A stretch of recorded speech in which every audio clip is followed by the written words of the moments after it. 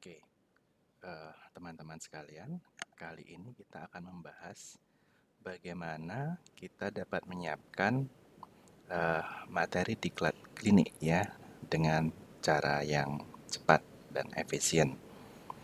Nah, di sini kita tahu bahwa klinik berbeda dengan rumah sakit, di mana klinik biasanya memiliki sumber daya yang terbatas, sehingga tidak terdapat orang-orang khusus atau tidak terdapat bidang diklat khusus yang nanti mampu memberikan pelatihan secara internal di lingkungan klinik itu sendiri.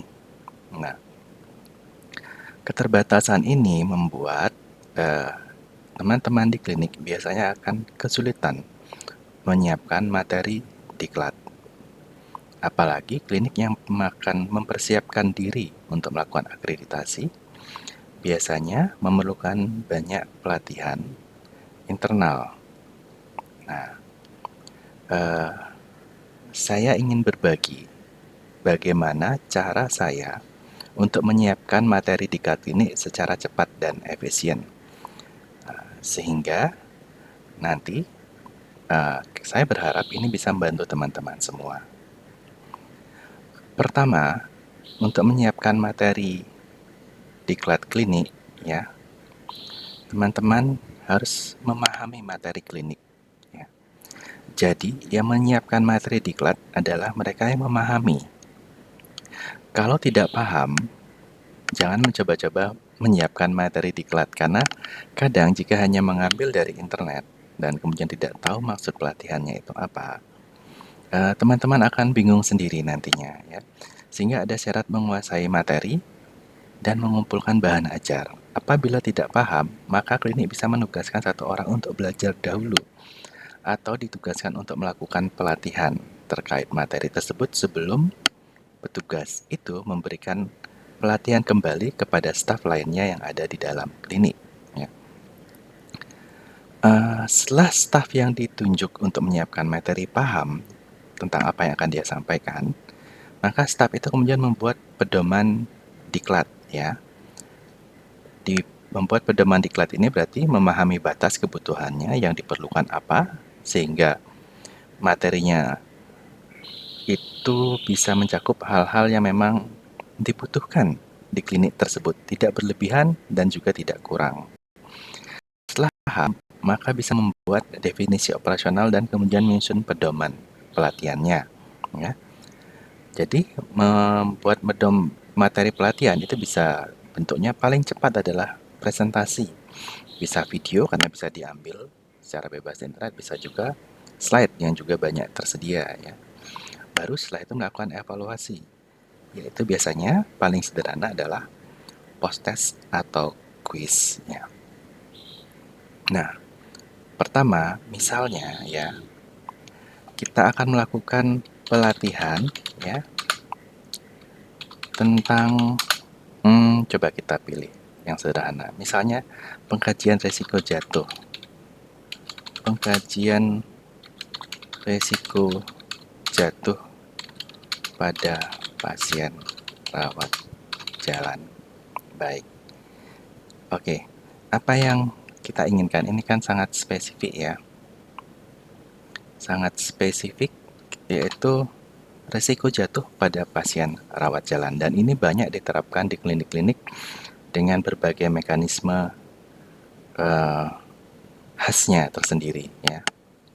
Nah, jadi kita anggap materinya sudah kita dapatkan ya. Kita kemudian membuat definisi operasional sesuai dengan kebutuhan, yaitu pedoman ya, pedoman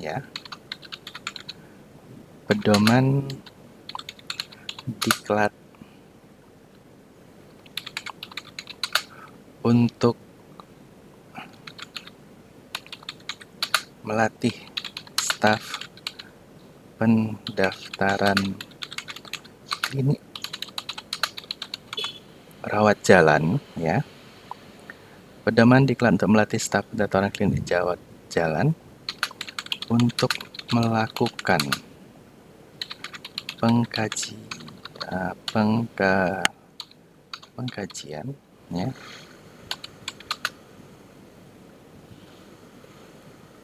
Pengkajian atau dalam kurung assessment ya. Assessment pengkajian risiko jatuh, atau di sini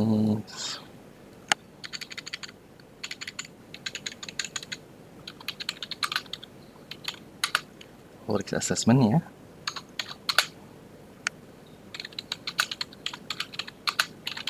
Pasien rawat jalan ya.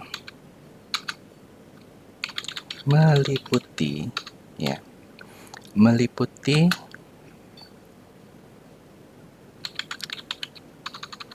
penilaian risiko jatuh pada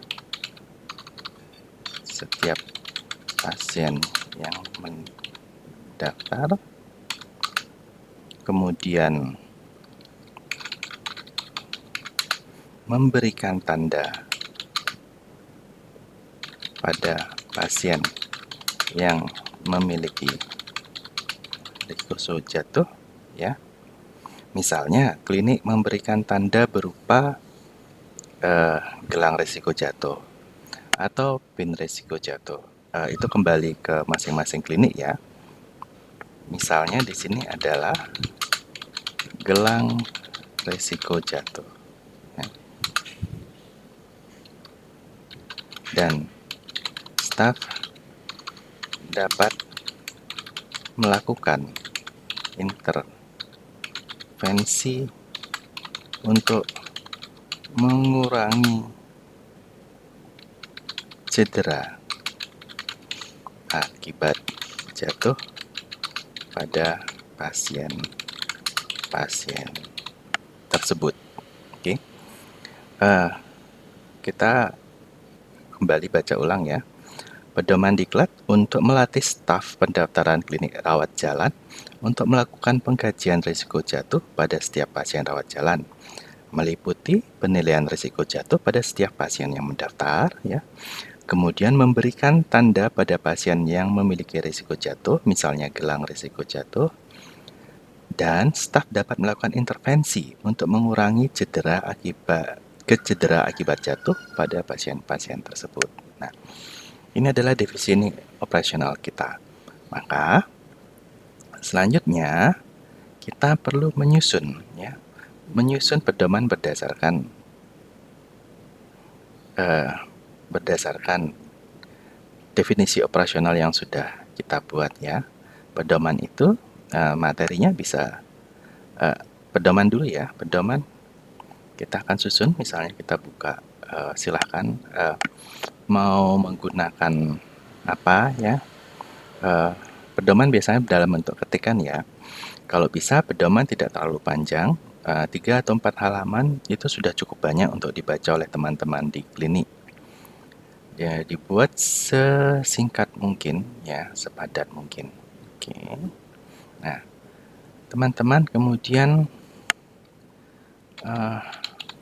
buat atau susun ya, yang tadi kita paste di sini ya.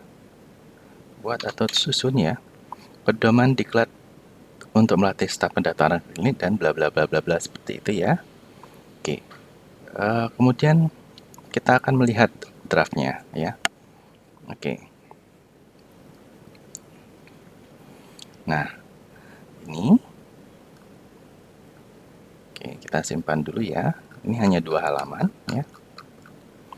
Pedoman diklat untuk staf pendaftaran klinik rawat jalan dalam melakukan pengkajian risiko jatuh ya. Pendahuluannya, pasien risiko jatuh adalah komponen yang penting ya. Sudah ada pendahuluan, tujuannya juga meningkatkan kesadaran staf terhadap satu. Kemudian langkah-langkah pengkajian risiko jatuh, tentunya ada identifikasi ya. Kemudian staf memastikan bahwa setiap pasien datang mendapatkan penilaian risiko jatuh ya. Ini nanti bisa dituangkan ke dalam bentuk SPO jika teman-teman berkeinginan. Nah, ini dapat dilakukan melalui wawancara singkat atau pengisian kuesioner. Kuesionernya kan ada banyak ya, tergantung kebutuhan. Misalnya yang populer seperti Humpty Dumpty atau yang lainnya juga bisa ya. Nah, kemudian penilaian risiko jatuh yang terstandarisasi ya, ada riwayat risiko jatuh, ada gangguan keseimbangan gaya berjalan, adakah penggunaan obat-obatan, adakah kondisi medis yang mendasari, ya seperti itu. Nah, kemudian ketika ada pemberian tanda risiko jatuh, pasien dinilai risiko jatuh dalam bla bla bla bla ya. Kemudian intervensinya apa? Mengajarkan teknik berjalan yang aman kepada pasien, ya, memberikan alat bantu ya, kemudian mendampingi. Oke, dokumentasi ya, setiap mengenai dokumentasi. Oke. Maka penutup. Nah, ini adalah pedoman diklat yang saya rasa sangat sederhana ya, dan teman-teman semua tentunya akan paham ketika membaca ini. Jadi tidak perlu rumit ya dibuat di pedoman diklatnya ya. Nah, kemudian kita juga perlu membuat presentasi, karena jika kita hanya memberikan seperti ini saat penyuluhan ya, penyuluhan atau pada saat diklat, kita bisa memberikan lembaran, 2 lembar seperti ini dicetak bolak-balik akan sangat cukup bagi masing-masing peserta ya. Tapi akan lebih menarik jika kita membuat presentasi ya. Nah, kita akan membuat presentasi tentang yang tadi ya. Ini ya. Nah, sama pedoman diklat dan macam-macam ya. Oke. Tergantung nanti kita akan sesuaikan ya. Oke, ya ini ya pentingnya pengkajian risiko jatuh, ada pengantarnya, kemudian prosedur penilaian risiko jatuh pada pasien, kemudian formulir alat bantu ya, pemberian tanda risiko jatuh seperti yang kita kehendaki, kemudian intervensi untuk mengurangi risiko akibat jatuh, kemudian evaluasi ya. Oke, kita buat slide. Ya, nanti kita akan lihat hasilnya seperti apa. Karena biasanya ada kemungkinan slide yang dihasilkan bisa jadi tidak sesuai dengan harapan kita, sehingga kita tetap harus menilai itu satu persatu. Nah, pelatihan untuk risiko jatuh dalam hal yang kita contohkan ini, biasanya diklat juga sudah harus menyiapkan formulir pengkajian risiko jatuh yang digunakan di klinik. Oke, kita lihat. Oke, dia punya staf evaluasi, komunikasi, risiko. Ini sudah sangat bagus ya. Jadi isinya, kemudian penilaian pengenalan. Oke. Ini sudah cukup ya. Oke, dia punya pedoman risiko jatuh ya. Oke, mari kita lihat satu-satu ya. Baik, misalnya seperti ini ya. Pedoman jalan risiko jatuh, kemudian pengkajian risiko jatuh ya, definisi risiko jatuh, dampak cedera serius ya, karena ini untuk meningkatkan kesadaran ya. Kemudian statistik data kejadian jatuh di klinik ya. Jangan lupa ini ditampilkan kalau teman-teman memiliki data insiden keselamatan pasien atau IKP, ini bisa ditampilkan di sini ya. Kemudian tujuan ya, prosedur penilaian ya, faktor lingkungan ya, atau pakai MOLS, pakai Hendrik ya, dia sudah bisa buatkan sendiri. Tapi kalau teman-teman memiliki formulir atau metode yang lain yang digunakan, maka bagian ini harus diganti ya. Oke ya, time up and go test ya, ini sangat populer ya.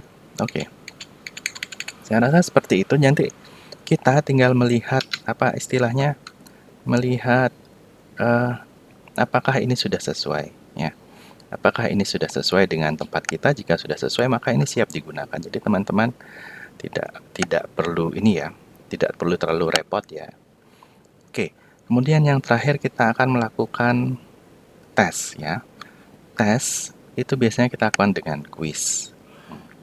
Nah, untuk melakukan kuis paling mudah itu dilakukan dengan pilihan ganda ya.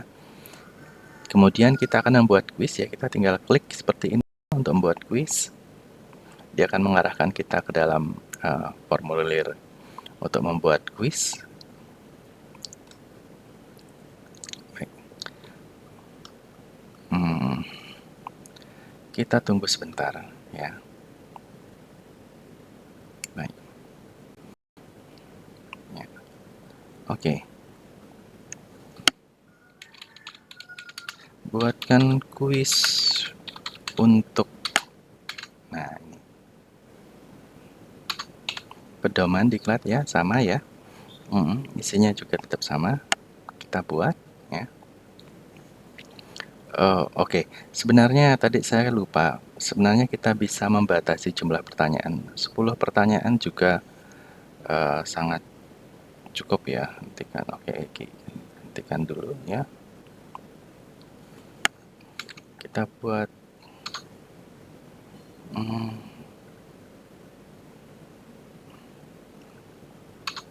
jatuh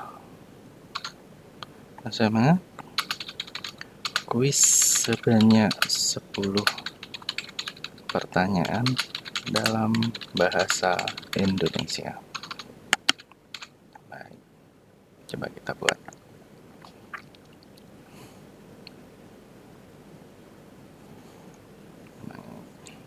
Ya.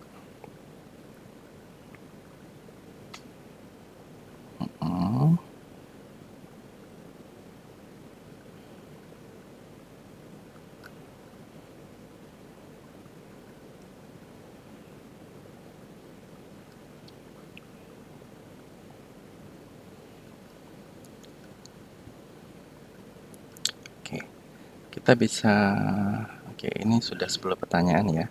Kita bisa lihat ya. Misalnya yang pertama, apa tujuan utama dari penelitian risiko jatuh pada pasien rawat jalan ya? A. Meningkatkan jumlah pasien, B. Mengurangi waktu pendaftaran, D. Mengidentifikasi pasien rawat jatuh, C. Mengidentifikasi pasien yang berisiko jatuh, D. Meningkatkan pendapatan klinik. Maka jawabannya adalah C ya. Nah, kemudian apa yang dilakukan setelah mengidentifikasi pasien dengan risiko jatuh? Memberikan tanda risiko jatuh seperti gelang risiko jatuh ya. Jawabannya ini sudah ada ya. Nah, teman-teman, ini ada 10 pertanyaan. Teman-teman bisa melakukan evaluasi terhadap pertanyaan-pertanyaan ini. Jika dinilai sudah mencukupi, maka pertanyaan ini bisa mewakili. Nah, jangan lupa ini disimpan dulu ya. Jangan lupa nanti ditambahkan sisipan pertanyaan baru ya. Karena kita tetap perlu identitas, misalnya nama ya. Nama ini harus diisi ya. Oke, namanya siapa ya. Petugasnya baru kemudian dia menjawab. Oke. Nah, nanti ya, misalnya kuis ini bisa dibuat untuk mode pelatihan ya. Kemudian kapan mulainya, kapan mau selesai ya. Tidak, artinya jika selesai maka tes itu tidak bisa dilakukan lagi ya. Nah, misalnya kita mau melihat seperti apa ya. Nama, siapa namanya ya. Misalnya Agus ya. Oke. Pertanyaannya, apa tujuan utama risiko jatuh ya. Seperti tadi misalnya melakukan identifikasi pasien yang berisiko jatuh seperti itu. Nah, kirim. Oke, ya bagus sekali ya. Nah, kemudian apa yang dilakukan setelah mengidentifikasi pasien yang berisiko jatuh? Ya udah, apakah akan diabaikan? Misalnya kita lihat seperti ini ya. Oke. Oh, ternyata keliru ya. Maka mungkin tadi jawabannya adalah memberikan tanda risiko jatuh seperti gelang risiko jatuh ya. Ya, ini seperti ini. Jadi, ini adalah kuis yang bisa kita lakukan. Kita berikan kepada peserta di akhir presentasi, dan ini bisa menjadi bukti ya bahwa kita sudah melakukan pelatihan. Nah, baik. Kita ulangi ya tadi ya. Jadi, menyiapkan materi diklat klinik tidak sulit kan ya. Yang jelas harus paham dulu materinya ya. Kemudian membuat pedoman ya. Pedoman itu paling penting adalah definisi operasional seperti ini ya. Inilah definisi operasionalnya nanti. Oh maaf, maksud saya yang ini. Ini adalah definisi operasional pedomannya ya. Kemudian baru menyusun pedomannya ya. Pedomannya seperti ini ya. Kemudian setelah itu membuat materi presentasi, biasanya yang paling mudah dibuat ya. Seperti ini kita selesaikan presentasi ini dengan waktu yang sangat cepat, tadi hanya beberapa menit ya. Kemudian membuat bahan evaluasi atau kuis yang juga kita sudah saksikan ya. Ini adalah kuisnya ya. Oke. Nah, tinggal nanti teman-teman mengatur di lapangan. Undangan seperti itu ya. Absensi itu kan tidak bisa dilewatkan juga, dan hal-hal kecil seperti itu bisa dilakukan dengan segera. Ya. Seperti itu dari saya saat ini. Saya berharap ini bisa membantu teman-teman untuk melakukan pekerjaan yang maksud saya gimana ya, agak ya dibilang susah ya tidak, dibilang mudah ya juga tidak ya. Ya, itu adalah bagaimana menyusun diklat di klinik. Jika teman-teman ada pendapat lain atau ada pengalaman lain, bisa disampaikan pada komentar di bawah ya, pada kolom komentar. Terima kasih, sampai jumpa pada video berikutnya.